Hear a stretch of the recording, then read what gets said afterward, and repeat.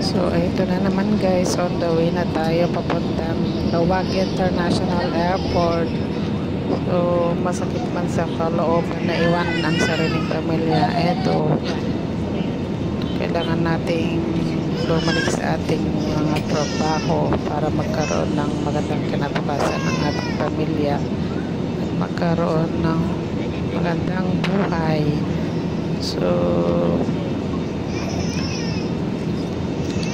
ang hirap talaga ng sitwasyon guys. Ang hirap pag umalis ang isa sa pamilya, pero kailangan din magtrabaho para magkaroon ng magandang kinabukasan ng ating anak. So gayon pa man, kahit masakit sa aking kalooban na lumayo sa kanila, titiisin ko muna guys para makaipon at magkaroon ng magandang kinabukasan ng aking pamilya. So nandito tayo ngayon guys sa hindi ko na alam kung anong place to. Yung mag-aganda ng kanilang dagat, malinis.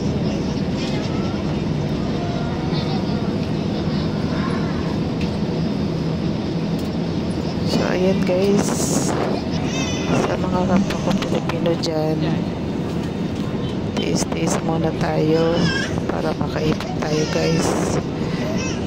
Kailangan yung goal natin, ang i-focus natin yung mag-ipon para makauwi na, hindi yung kung ano-ano dyan.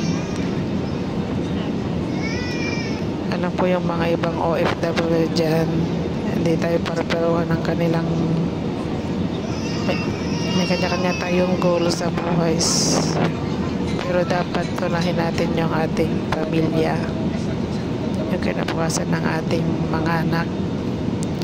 Unahin natin yun guys, tapos yung future natin, yung para, kasi hindi tayo forever na sa sa abroad lo. So kailangan nating mag-ipon guys.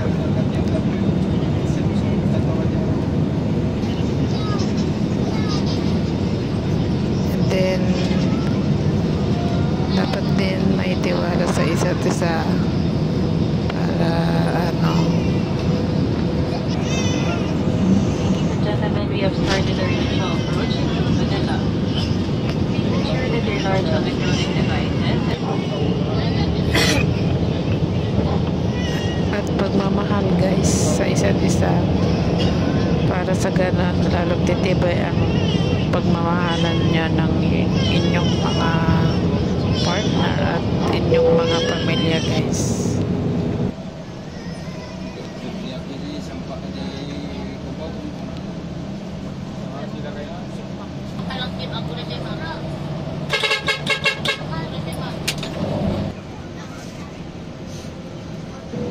Marami kasing mga OFW, ang kanilang pamilya ay nagkakahiwa-hiwalay dahil sa malayo ang isa't isa.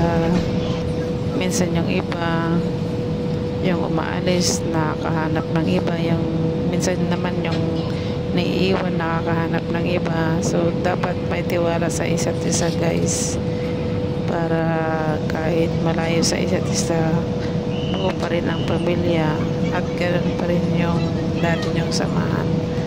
Tiwala at pagmamahal lang sa isa't isa ang sikreto guys. Communication ang susi para hindi mawala ang samahan, ang tiwala sa isa't isa, at dapat open kayo sa isa't isa. Ganoon din sa inyong mga anak guys, dapat lagi din kayong may communication para hindi malayo ang loob nila sa inyo. Kahit text man lamang kung hindi makatawag, ganun guys.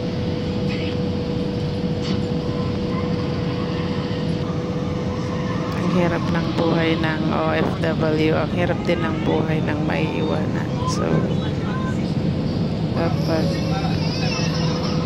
cooperation, tulungan ba?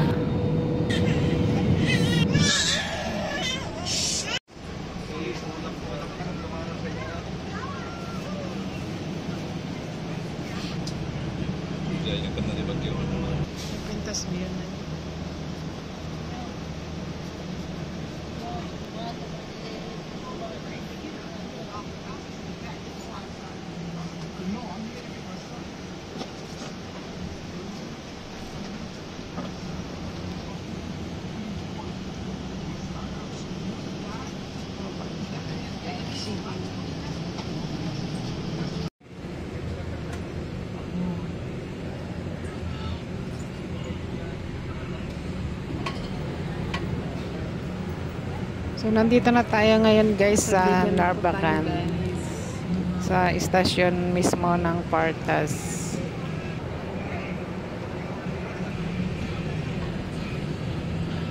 Dito tayo sa terminal ng Partas. Dito sa Bigat. And guys, thanks for watching. Thanks for the support. Bye-bye.